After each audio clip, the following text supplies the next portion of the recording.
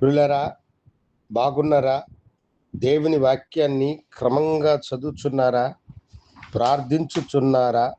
నేటి ధ్యాన వాక్యము కొలస్సీలకు రాసినటువంటి పత్రిక 4వ అధ్యాయము 6వ వచనం. మీ సంభాషణ ఉప్పు వేసినట్లుగా ఎల్లప్పుడూ రుచిగలదిగాను కృపాసహితముగాను ఉండనివుడి. ఒక ఇల్లాలు మంచి కోడి మాంసమును వండుతూ ఉన్నదంట. ఆమె ఆ కూరలో మంచిగా గరే మసాలా దట్టించింది. అన్ని మసాలాలు కలిపి ఎంతో నేర్పుతో నైపుణ్యముతో ఆ వంటను చేస్తూ ఉన్నది. అయితే అందులో నుంచి మంచి వాసనేమి ఆమె ముక్కులకు సోకలేదు. అయినా ఆమె ఎంతో బాగా ఆ వంటను చేసి తన ఇంటి వారికి ఆ కూరను వడ్డించింది. మొదటగా ఆమె యొక్క భర్త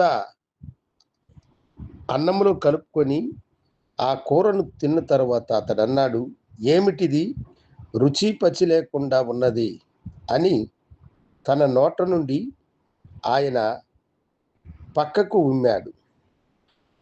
అప్పుడు ఆమె కనిపించింది, అన్నీ వేసిన తాను అందులో ఉప్పు వేయడము మర్చిపోయినానని.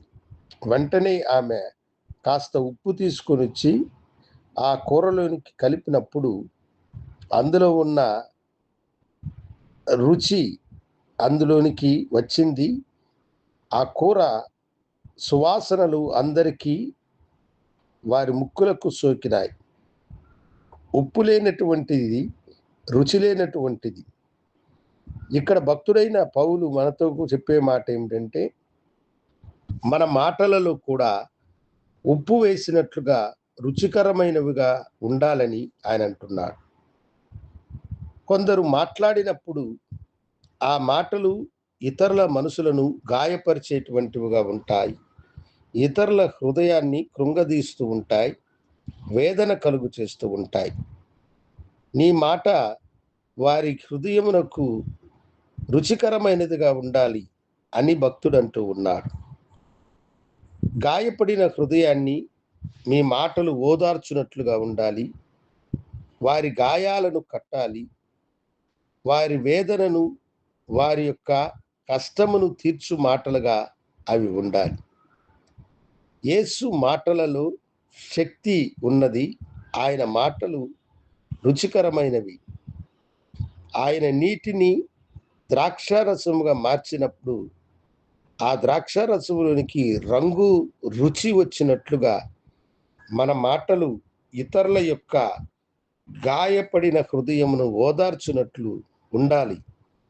నీవు మాట్లాడే మాట ఇతరులకు వేదనకరముగా ఉన్నదా, ఆశీర్వాదకరముగా ఉన్నదా అన్నది మనలను మనం పరీక్షించుకొని, ప్రభువు మాటలు ఓదార్పు నిచ్చినవి, ఆయన మాటలు రుచి కలిగినవి, ఆ మాటల్లో ఉన్న మాధుర్యమును ప్రజలకు తెలియచేయండి. దేవుని చెంతకు వారిని నడిపించండి.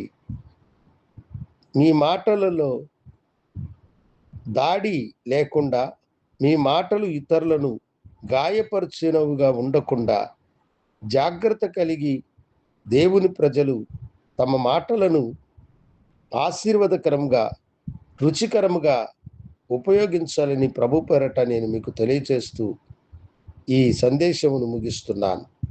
ప్రార్థించుకుందాం.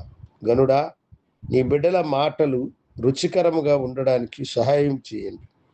ఇతరుల గాయమును అవి కట్టునట్లుగా, మాన్పునట్లుగా చేయమని నీ కృపాకరములకు నీ బిడ్డలను సమర్పించుకుంటూ యేసు నామమున అడిగి వేడుకొంచున్నాము తండ్రి. ఆమేన్. శుభోదయం. ప్రభు మిమ్మలను దీవించును గాక. ఆమేన్.